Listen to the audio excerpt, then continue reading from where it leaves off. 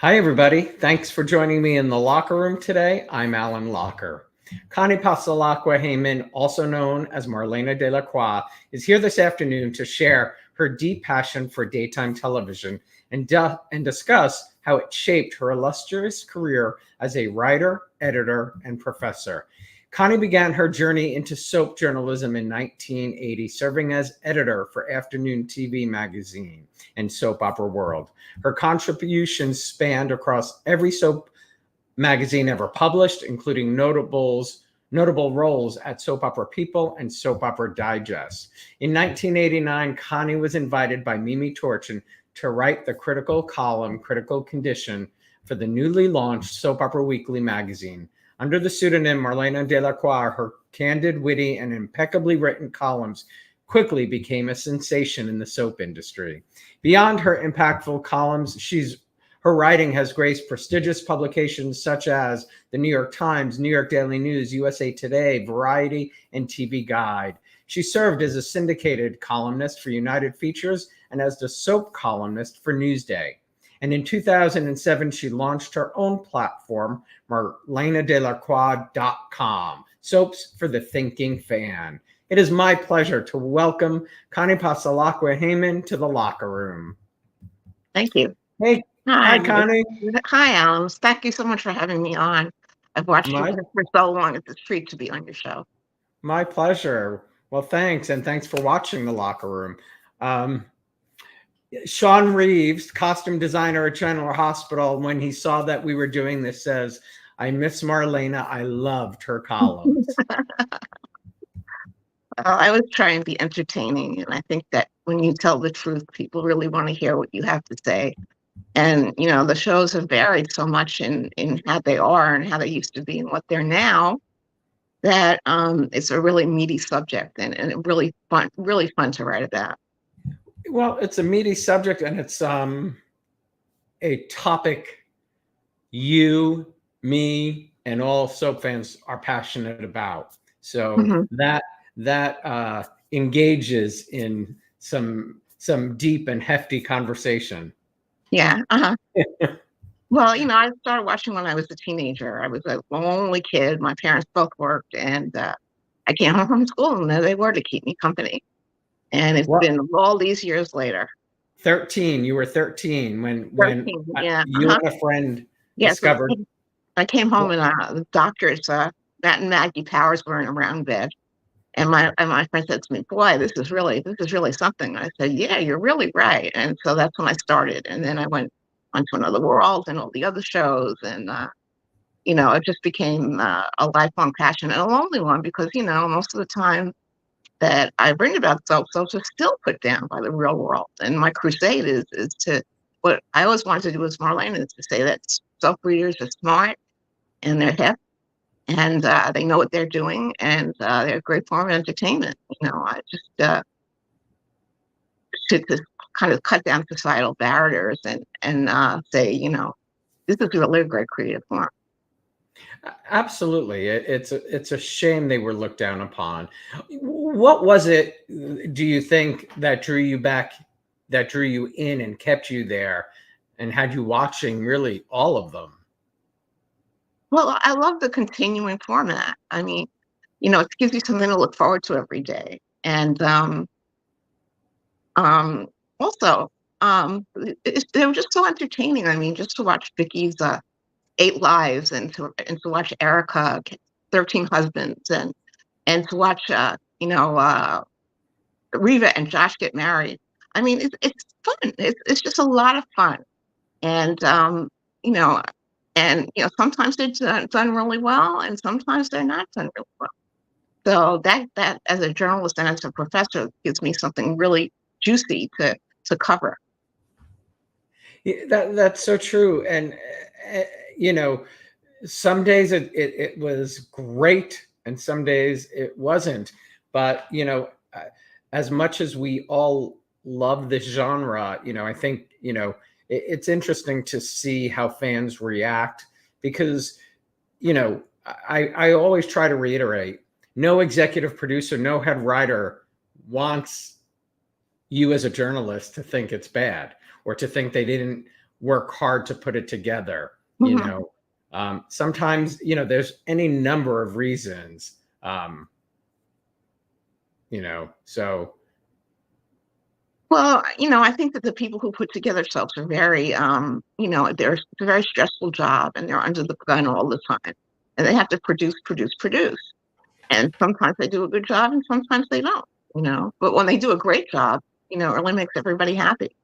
I don't. It really does. Yeah. Jonathan Reiner just said, in the old days, Mark McGarry and I were lucky enough to input Connie's column, type Mhm. it into the computer system. As interns, her writing gave us a smart and sassy education in soap criticism. Oh yeah, Jonathan and Mark Walker are interns, and they're nice, nice, nice boys who grew up to be very, very. A lot of people who start out themselves really grew up to be very, very accomplished. I know that Jonathan works for movies and stuff, and Mark is at a fan magazine. Very proud of them. Yeah, they've done great, but I think across the board in daytime, at shows, at the magazines, so many of us started as fans or interns. I Right. mean, you yourself, which we'll get to in a minute, started as an intern. What were your favorite shows growing up, and did that change over the years as you started covering them? It definitely changed. I mean, when I was growing up, really what kept me, my first soap was Another World, and the Steve, Alice, Rachel triangle I thought was terrific. Robin Chapter just blew the house down. And, after that, I went on to really a lot of the ABC soaps because, I loved that. I knew Agnes Nixon very well. I was very, very fortunate to get to know her on a personal basis. And I loved her shows. I loved the fact that she had entertaining shows, but that she took that, but that she spoke out on issues like abortion and mothers against drunk driving. She was always very current. I mean, I was in college during the feminist revolution, and I think that it's very important that people who watch daytime like women. And Agnes was like the ultimate feminist. I mean, it was such a treat to go and have lunch with her in her apartment, and she was just so sparkling and everything, and she was like and she just was so nice to me. I mean, I remember that I had a date one night that I went and interviewed her, and she took me into her dressing room and she straightened my hair, and she said, "You are all my children." And I said, "Yes, Agnes, thank you very much." So it's been such a treat to meet these people. I've always had really special affection for the head writers, because they're like, What other head writers did you have a relationship like that with? oh, well, I was very close with Jim Riley. I don't know why.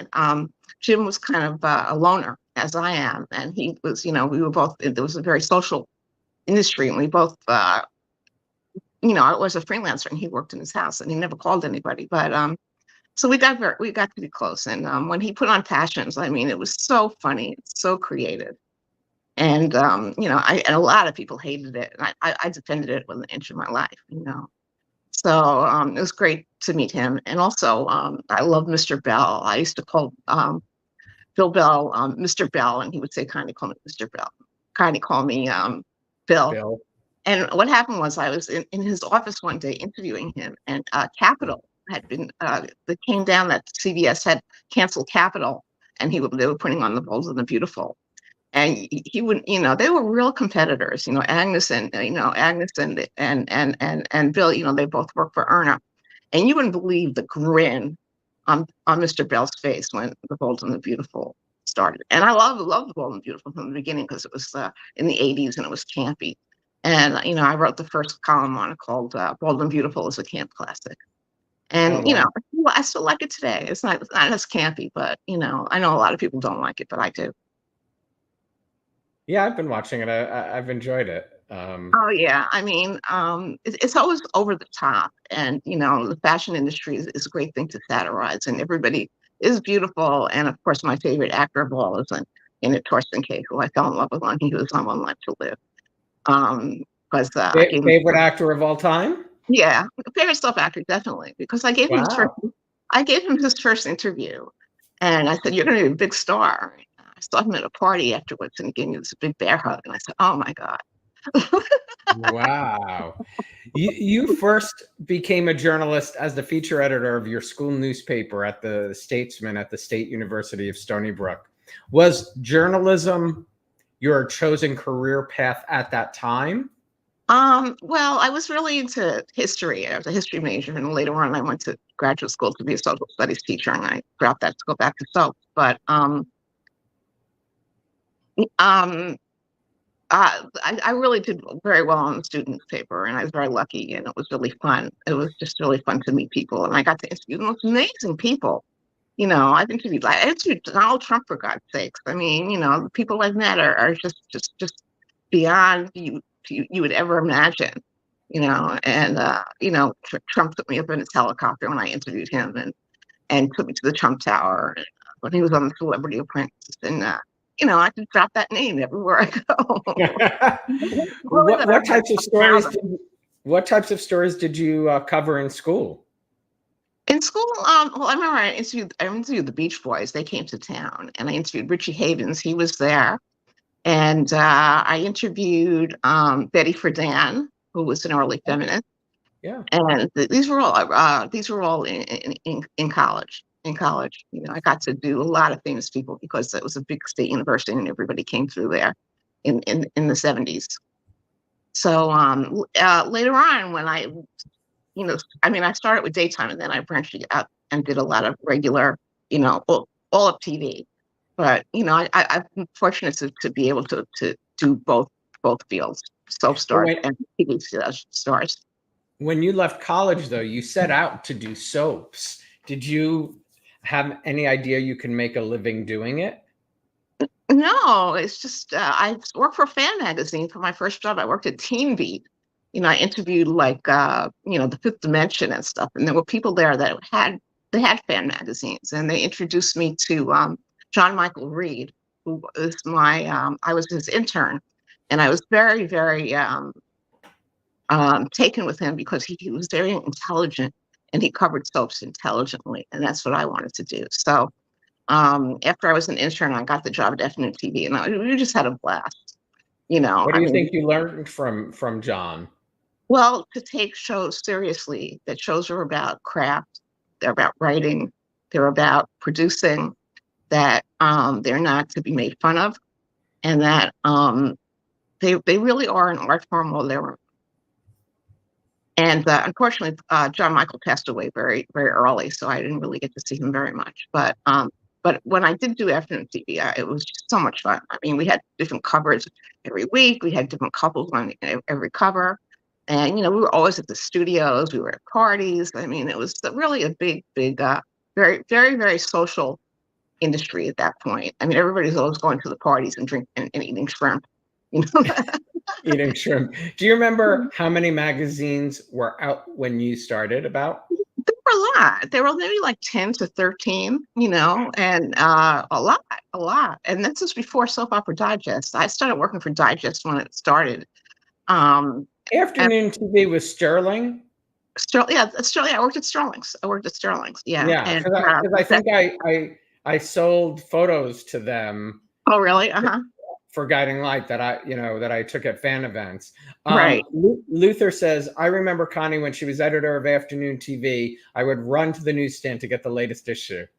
Oh, it was just so much fun, and we had a great photographer, and as I said, we were always at the studios. It was just such a, for a young person, it was such an adventure, and to get to know these people personally and then see them on the screen was very rewarding. And what was your role at Afternoon TV? You were editor, right? I was the editor. I made up, what stories we would do. I made up the cover lines, and they always have to be very catchy and stuff. And I went to I did a lot of studio visits. We were at Edge of Night all the time. I just remember that because it was very close to where my office was, and we got very friendly with the people at Edge of Night. And do you remember who your first soap interview was with?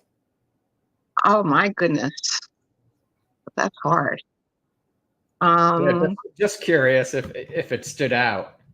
I don't know why I keep thinking of Agnes. Because Agnes was just so rewarding. In talking to her, and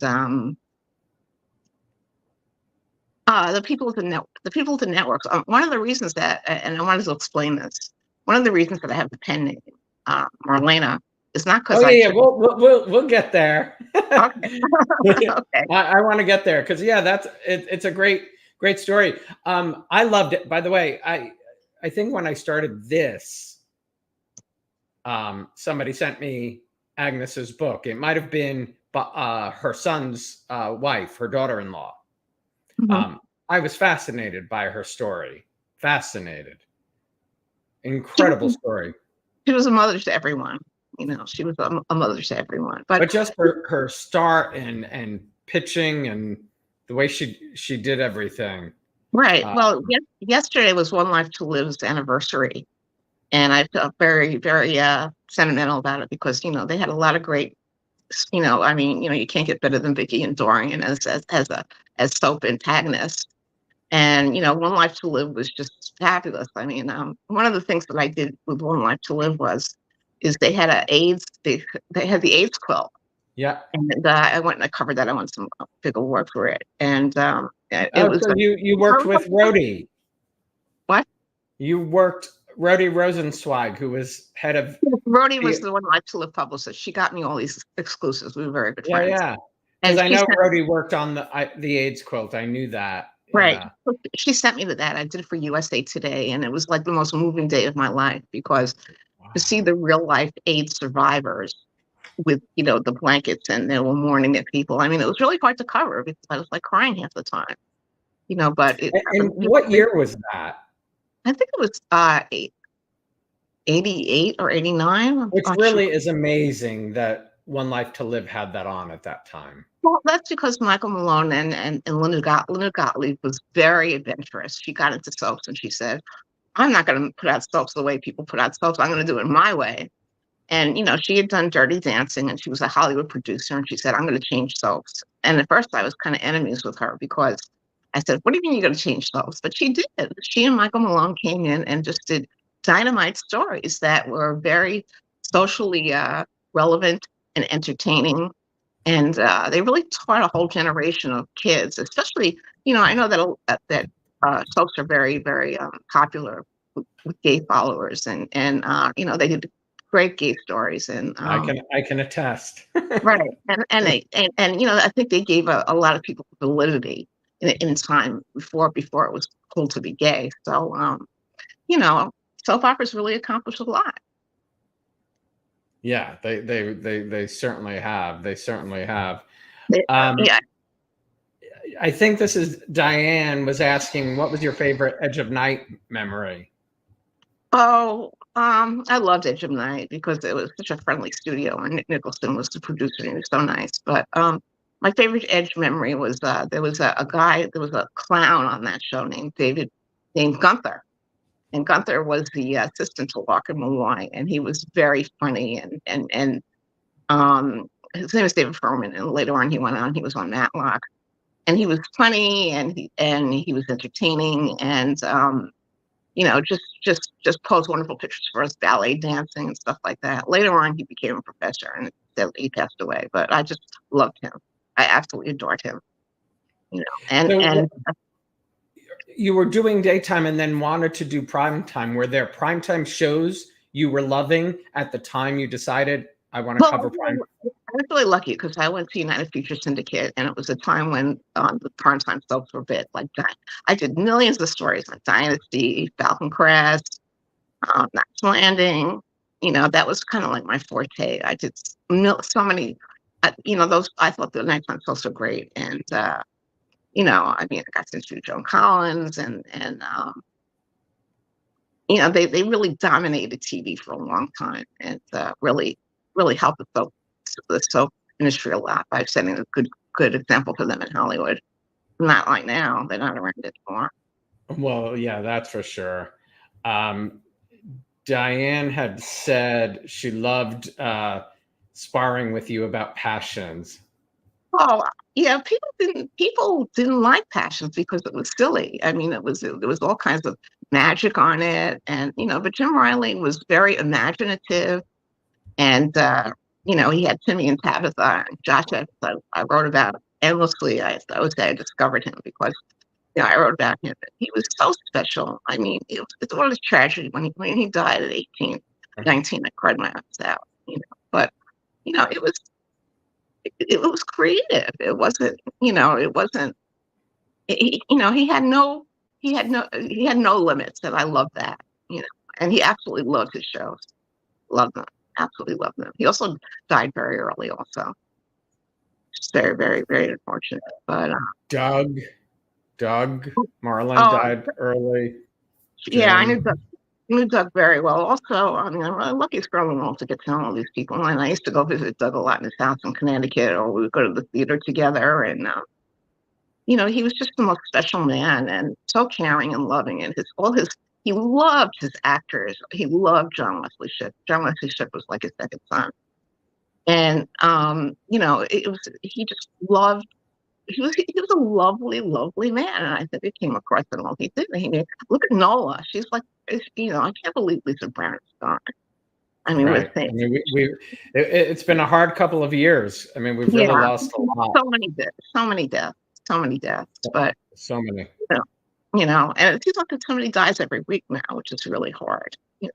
But going back to Doug Marland, he loved what he did too, and neither he nor Jim, who actually he mentored Jim too.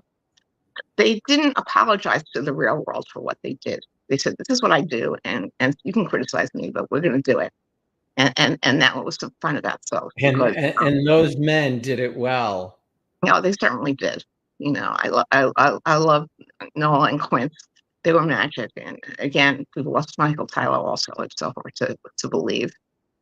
But yeah, they wanted to entertain, and they did. That they did. Talk about episodes. The magazine, the ABC magazine. How did that job come? Oh, okay. Well, I was probably working for the United Feature. I was a big freelancer, which I still am. And ABC said, if you want to work for us, I was directing on episodes, which was very glossy, very good magazine, very high quality. And you want to be a critic, you can't use your real name. And I said, oh, okay, I'll come up with a pen name. So an ex-boyfriend of mine came up with the name Marlena De Lacroix, and I just kind of got stuck with it. And my middle name really is Marlene. But, over the years, I think it was good because I think it distinguished me from everybody else. I mean, it was funny. And we had cartoons, we had illustrations of Marlena. Yeah. And where did you come up with De La Croix? I think it means of the cross. I'm not sure if that was really any significance, but Marlena is me. Marlena is Deirdre Hall. Of course, she's Marlena, but but that's your middle name. It is. Yeah, so that's perfect. And of course, did ABC ever find out you were doing both? Oh yeah, because they had a gold mine on me because I was working for like 12 magazines at once, and every time, I was writing up their actors, and it was a really, ABC, it was love in the afternoon. They were really promoting their magazines, and it was like full steam ahead. They were determined to take over, and they did. Although I have to admit that P&G did a pretty good job also. They really did a good job with what? With publicizing Guiding Light and As the World Turns. Yeah, but I would say, Love in the Afternoon, ABC really did marketing. If I would point out, I think ABC did the most to promote their shows. All I know is they gave away a lot of stuff. They gave us a lot of T-shirts. but I do think they spent marketing money to promote more than, because if you look at, CBS, all 4 shows were owned by different people. ABC basically owned most of their shows. So for them, they were making very good money on their shows, and but they were smart about it, and they courted the press. They weren't ashamed at all. And, they, as I said, they threw all kinds of parties, and, they were, they were really making a lot of money at that point, which is so different from today, so different. Yes, absolutely. They were the cash cows of the network in the 80s, and now they're like stepchildren, which is very, very sad. Agreed. Agreed. What do you remember about Mimi's call to you and what she invited you to do for the magazine with Critical Condition? Well, she said just write critiques, write critiques and be as truthful as you possibly could. And I have to say something, that me being truthful as Marlena got Soap Opera Weekly and me and Mimi in a lot of trouble over the years. We had lots and lots of telling the truth in the soap industry was not easy because people didn't always want to hear it. Mm-hmm. And, I know as the PR person, I know. No, people didn't want to hear the truth. And but on the other hand, I think that the networks appreciated us very much. And I think that Mimi's I thought that Soap Opera Weekly was a fantastic magazine. Mimi did a great job. And to this day, as the graduates like Jonathan and Mark are have really gone far. She really gave a lot of people starts in their career. She really did. Mhm. Jonathan added, actors, writers, and producers were always asking us to reveal Marlena's identity. It was such a guessing game.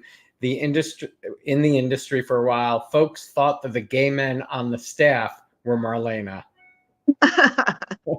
Yeah, it was a big mystery. It was a big mystery, which I wasn't always pleased with because I like my own byline very much, and and I got to use it, at Features and USA Today and all kinds of really big magazines, branching out from the soaps. And I think that one of the reasons that I was probably the only one at that point who was a soap journalist who actually got out and got to do more sophisticated things, So I'm very grateful that soap introduced me to bigger things. So, do you remember your first column for the magazine? yes, it was a picture of. We had a great cartoon. We had a great cartoonist. It was a picture of Marlena at her desk, looking very, very adorable in a purple suit, and she looked very, very serious. And she was going to say, "Look, what I say, you have to listen to me. I love Sophie, so you better listen to me." So I think that was, the first columns kind of said that. Do you know which column got you in the most trouble? Oh, I got into trouble so many times. I can't tell you. You needed to keep a list. All right, I'll tell one story, but it's really confidential. I once wrote a column about General Hospital, and I wasn't really happy with the show. I thought it was kind of boring. So another producer of another soap, I won't say which one, took it upon himself to say, "Well, Connie shouldn't write about soaps, and Mimi, you should fire Connie." And because I wasn't really writing that much about his show.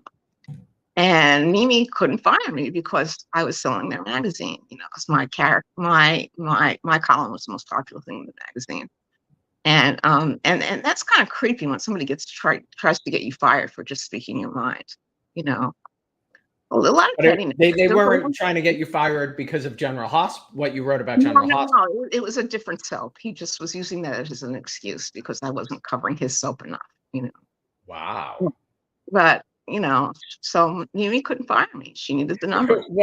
Which would have been interesting because if you had covered his soap, you might have shredded that show like you did GH.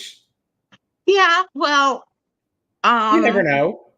I think that people are very possessive in daytime of what they produce, and they want to see it promoted right. They want to see it get popular, and they don't like when people say bad things about them. And I really never really had any compunction about, as I said, because I believe in journalism. I mean, I was a journalism professor for 15 years at first at NYU and then at Marymount Manhattan, and I taught my students, you got to tell the truth.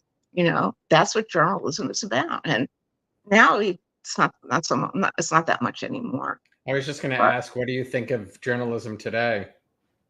Well, it's very sad. I'm actually trying to get back into teaching because I love teaching kids, but it's very sad because a lot of it is very slanted. Okay. And, that's the whole thing. You don't slant what you say. You remain neutral. And everybody's got an opinion now. everyone, and that's not real journalism. Mm-hmm. It's not real journalism at all. Yeah, true. Alina wanted to know, how did you like when Guiding Light obviously paid tribute to Marlena by making Blake's romance novel alter ego Marlena De Lacroix? Oh, that's so nice. Thank you, Aileen. I love you. Yeah, that was very, very nice of them. Very, very nice. Very nice and Did very you funny. hear it on air, or did they tell you in advance? Do you No, remember? no, you just put it on and there it was. That's You know, awesome. it was very flattering. I love that. I love that. Jason had asked, he wanted you to talk about the GL article Blueprint for Number One. Do you remember Oh, writing wow. that about Guiding Light?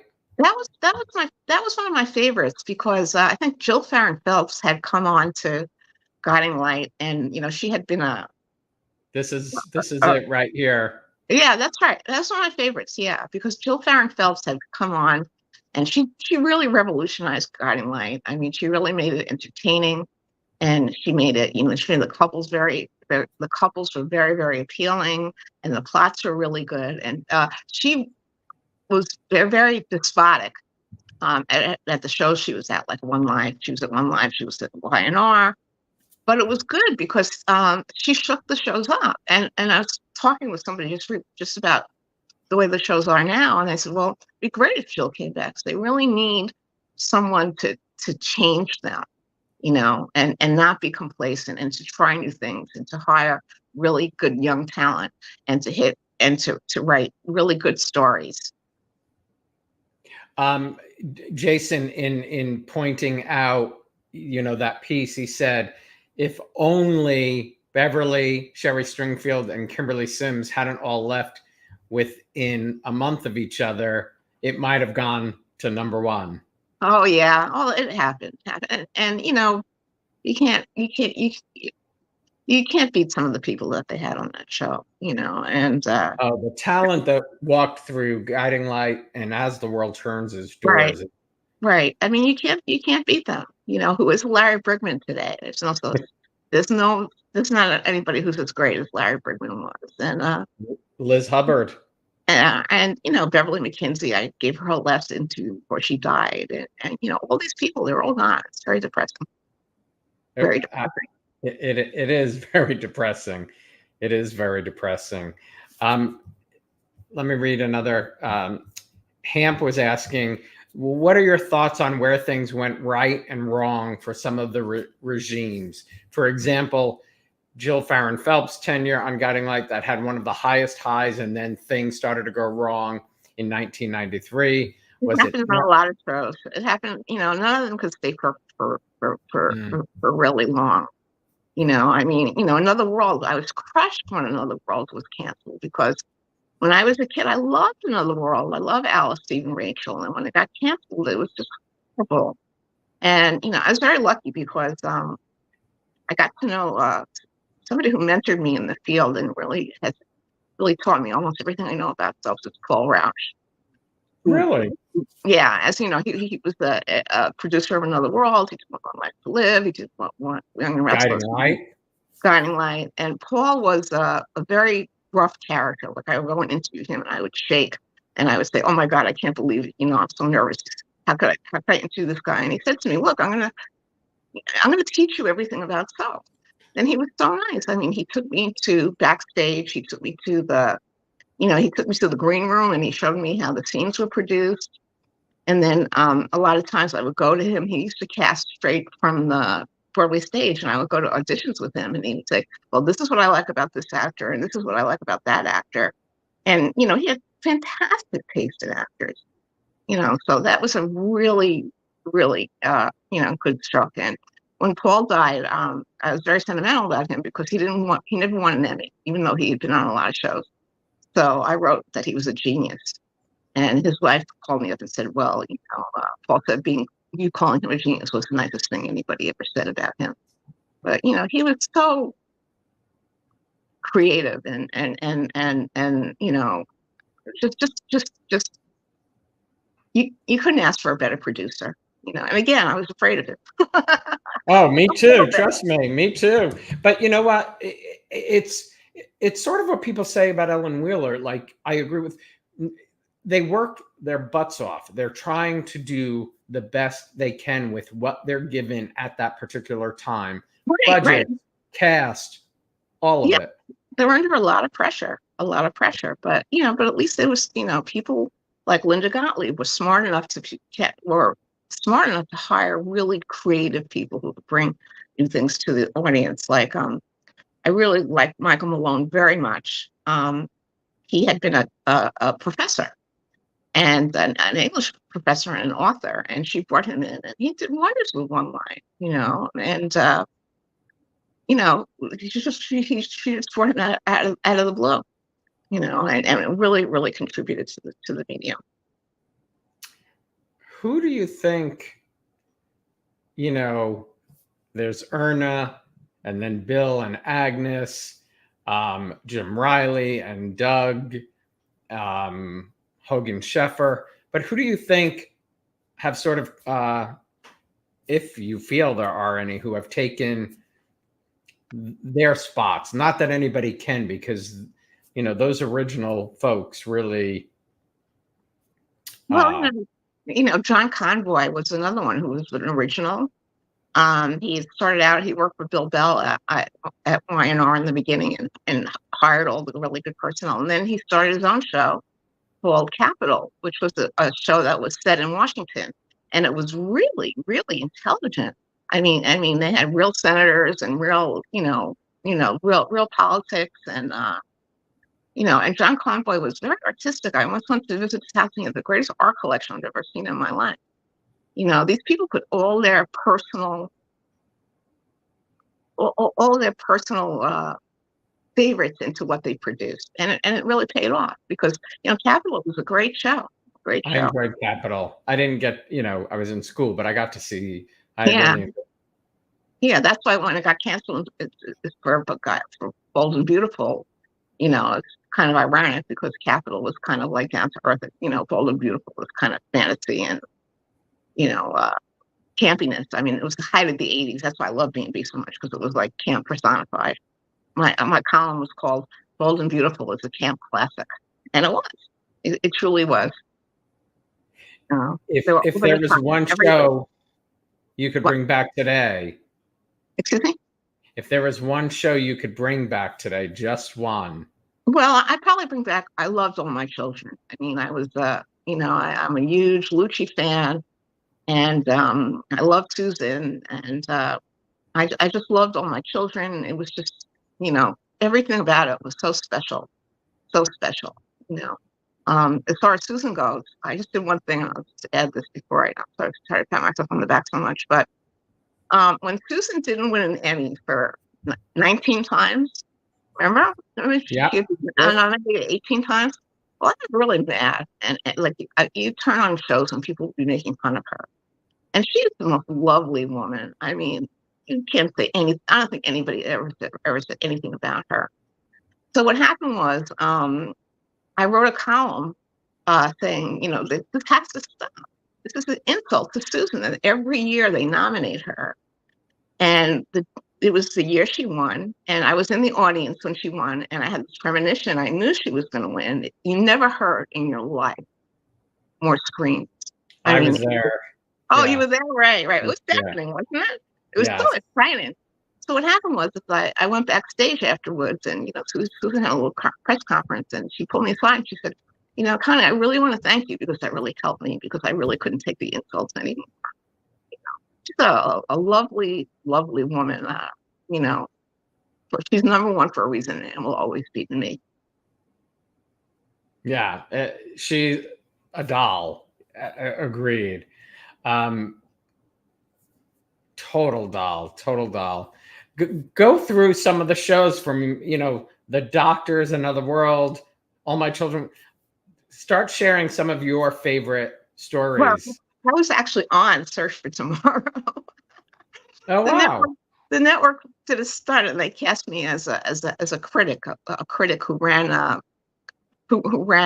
someone's girlfriend out of town, a nightclub owner. And Search for Tomorrow was a very traditional soap, but they, towards the end, they really tried to stay alive by doing all kinds of interesting things, including casting me for that one day. I could play this nightclub editor called Connie Bronson. And Connie Bronson drove a Nita Gillette out of town. Who were you in the scenes with? I was with Larry Haynes and Nita Gillette. And also, who was the greatest? And I have to say, I think he's something else, is David Forsythe, because when I was on the show, they wouldn't let me wear my glasses, and we were in a nightclub set, and I almost fell down the stairs. So I was going down the stairs, and David Forsythe grabs me and says, "Don't worry, I'll take care of you." And I said, "Well, thank you." Thank you, and to this day you could see my acting debut and my one and only acting debut on YouTube, and you could see how nervous I was. And in the end, they let me wear my glasses, because they would let me wear my glasses in the end. Were you scared? They did my hair. It was the '80s. Everything was over the top, so it was a great experience. But and you got to see what the studios were very small. I mean, Search for Tomorrow was tiny. They were 222 East 44, right?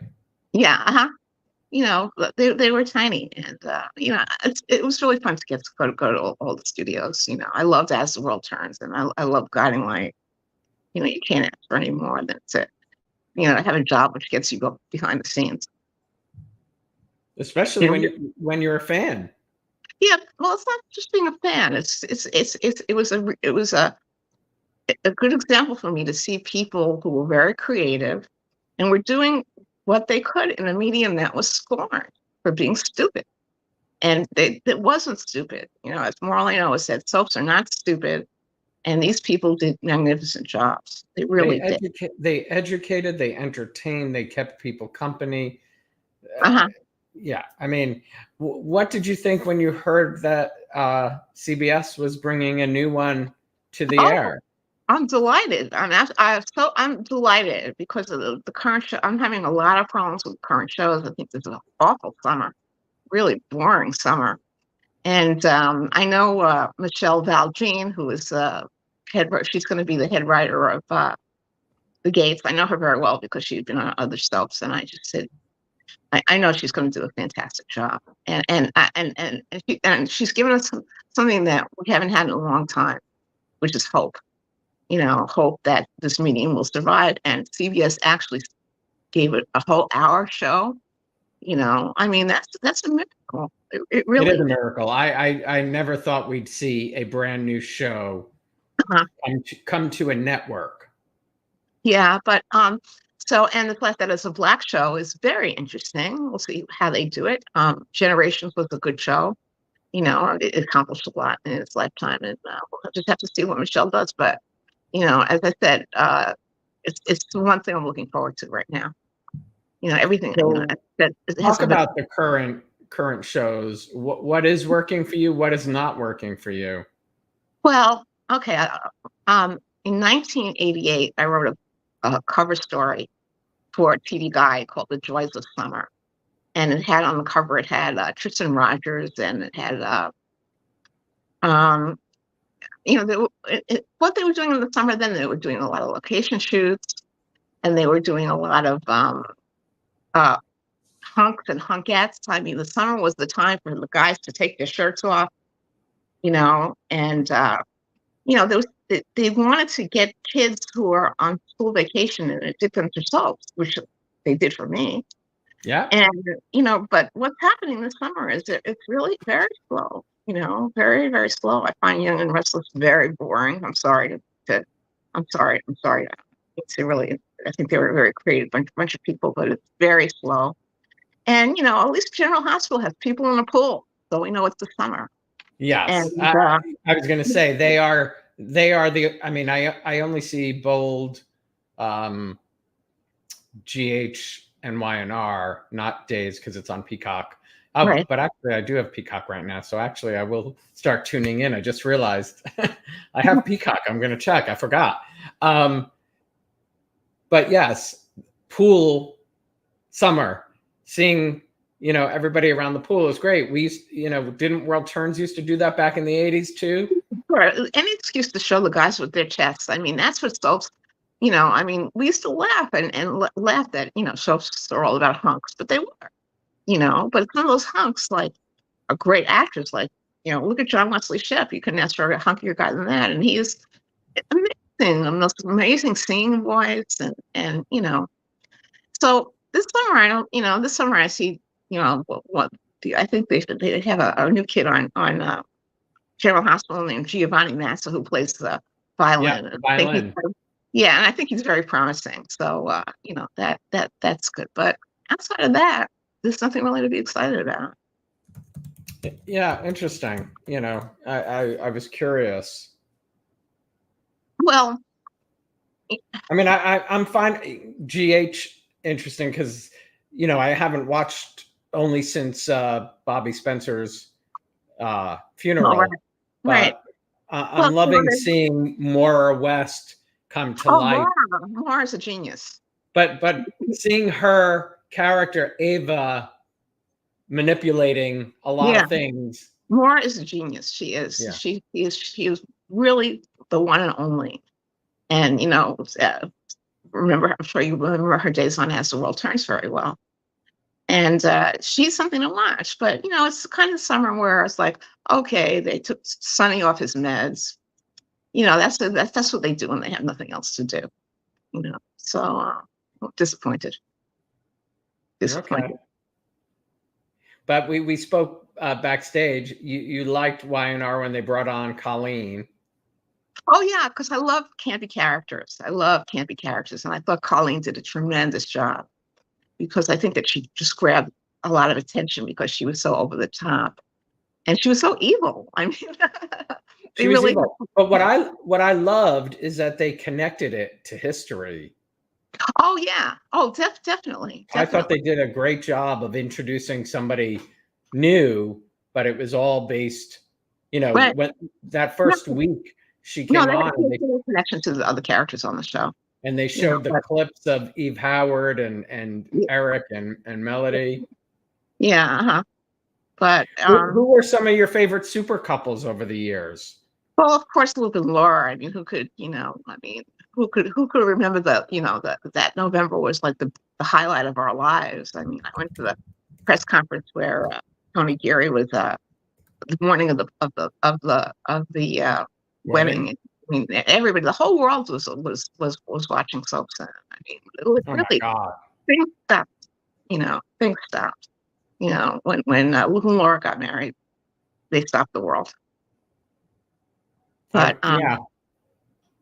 you know, so you know, I think the '80s were really the highlights. That were really were when soaps were really at their best and really, you know, so well known. You know, Well, and they had so much more money, oh, they time. did. Oh, yeah, yeah, yeah. And I think, you know, I don't mean to put down what they're trying to do now because I see people who are trying, you know, and I think the actors, you know, you can't ask for better actors than there are General Oh my Hospital. God. The actors worked their butts off. That's And right. Right. they I mean, you know, like they John, have hired some incredible yeah, like talent. John, yeah, like John J. York just came back from cancer and he's doing fabulous. He's doing wonderfully. You know, he's as sympathetic as he's always been. You know, But you know who I sort of, I mean, can't take my eyes off because he's good looking, but I think he's also really good is Josh Swickard. oh yes, he is. Oh, he is. Yes, he's a very But nice I looking. think he's really talented too. Like I Yes, he love is. He is. You see, what that's the kind of talent they had in the old days. They would pick them because they were great looking, but just the fact that they could actually act on top of the fact that they were great looking yeah, is it I really think makes he so. he he can act. Oh yeah. Oh, definitely, definitely. It's very, very appealing. Uh, Mark Teschner, who cast General Hospital and has cast it for like 25 years, has never ever missed once in all those years. You know, Wow. he Yeah, I never. think he's got an incredible group of people there. Yeah, I know, I know. So, and you know, Talented. And I remember when Frank was Paul's assistant on One Life to Live. That's how long I've been around. So it's really generational, very generational. Yeah, absolutely. Who were your favorite couples on Guiding Light and World Turns? Well, I love Lisa. How could you not like? I mean, Eileen Fulton is a monument. She's a monument. And as I said, oh goodness, it's hard to Sadly, think. we didn't use her in the last many years. She deserved more. Eileen, yeah, because she really, I mean, in her day, she really was a magnet for the audience. And I don't know. I just, to me, Astroworld Terms was also kind of conservative for me, but Oakdale was always kind of a place I couldn't relate to because I'm from the city, and Oakdale was this waspy town in the middle of nowhere. And I couldn't relate to Oakdale, But as I said, and I know I mentioned him before, but just a chance to watch Larry Bergman act for one day was just so much fun. He was a master, absolutely a master. He was. I mean, the amount of talent in daytime, it is such a shame that it was so underrated. Right. But did you ever want to write for a soap? No, it's interesting because that's one thing I never really wanted to do. And a lot of people that were soap journalists were soap journalists because they wanted to be writers. And I was never interested in it. I could never come up with great stories. I mean, I'm too much of a journalist type to come up with stuff, But it's just enough for me to know the soap writers because they were really fun to know. Who were some of the other soap writers you enjoyed reading? Oh my goodness! Well, we talked about Doug. We talked about Michael Malone. No, I mean soap journalists. Who wrote? Oh well. Oh God! Well, first of all, I got to mentor a lot of people, which was fun. Like I got to mentor Mark McGarry, and a lot of kids came up through the system. And a lot of people, unfortunately, who were soap journalists are gone. Like Robert Shore was a very, very, very good friend of mine, and my editor for a couple of years. He's gone. It's very, very sad, very sad. But people who not a lot of people graduate from soap journalism to the real world, and I really admire those kids, people who have done it. Yeah. They love the genre too. They devoted their time and so many. I'll say it again. I just love the soap industry, from working on the shows to working at the magazine. So many people started as interns and worked their way through the ranks. Dave Kreisman, head writer. I believe he started as an intern. So many of them started as.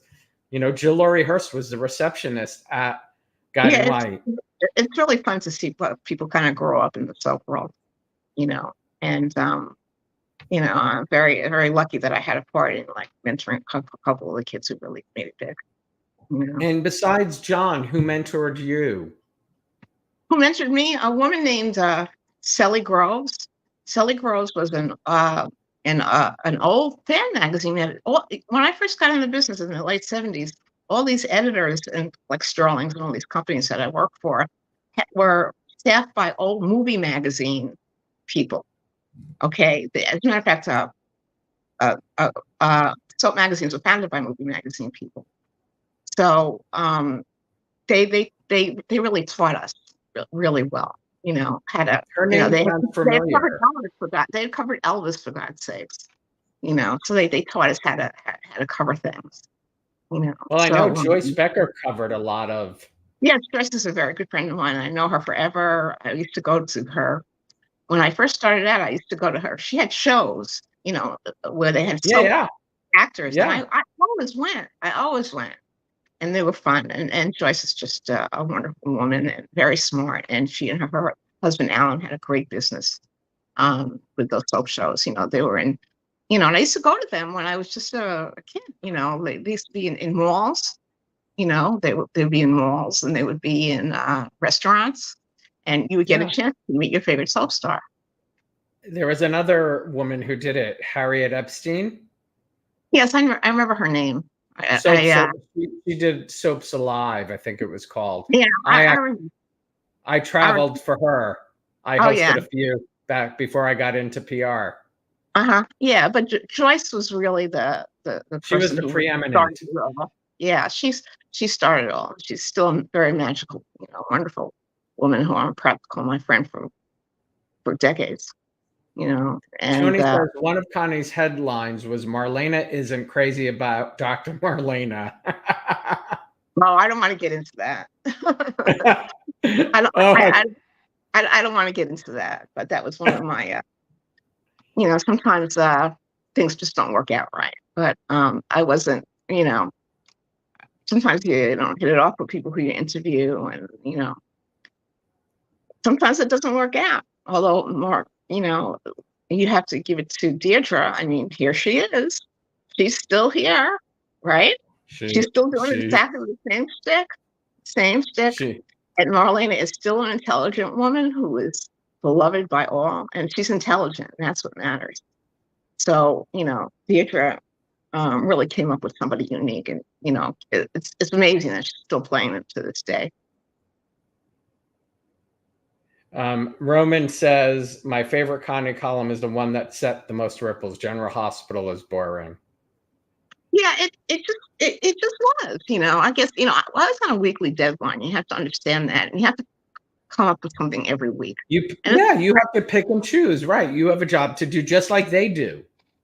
Yeah, well, it was easier then, though, because there were a lot of shows. Now it's really difficult because I don't come out every week. I can't, I can't find something really valuable to write about every week. I mean, I have a Facebook group that I do now, and I have things every day. That's about it, And things happen on a day-to-day basis. Like this week, we had Richard Simmons died, and that's one thing that happened. But things were much slower than they were in the old days.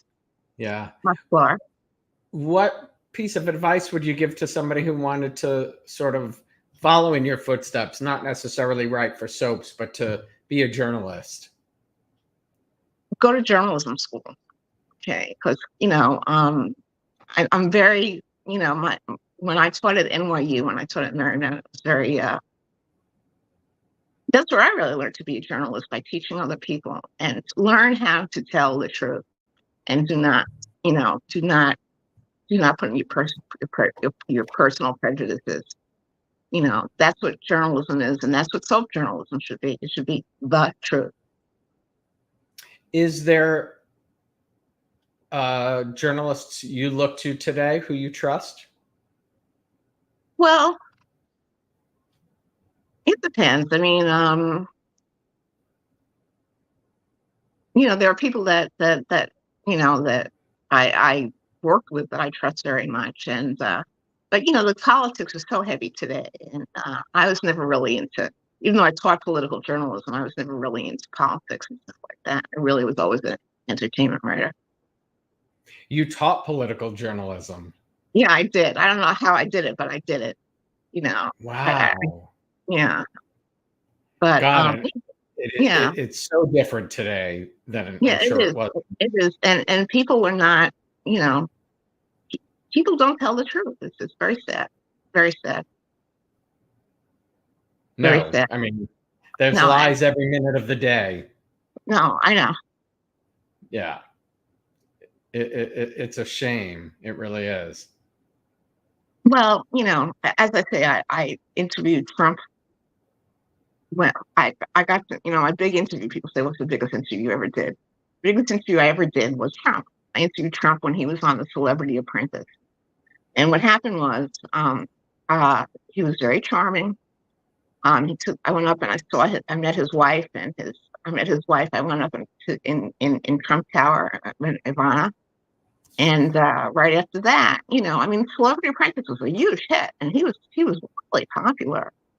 And what he did, to please, I think, me as a journalist, was he took me over in a helicopter and showed me the city. And he was a real gentleman. And now I have very different feelings about him. But, just to see somebody like that up close is a real learning experience, you know. Yeah, he uses journalists to help him. Probably, when I went to see him, I just did a straight story on the celebrity apprentice. I didn't do anything else. But Yeah, so, it wasn't when I interviewed him. It was nothing like today. Nobody was taking shots at people, and everything was for fun. And now things aren't for fun anymore.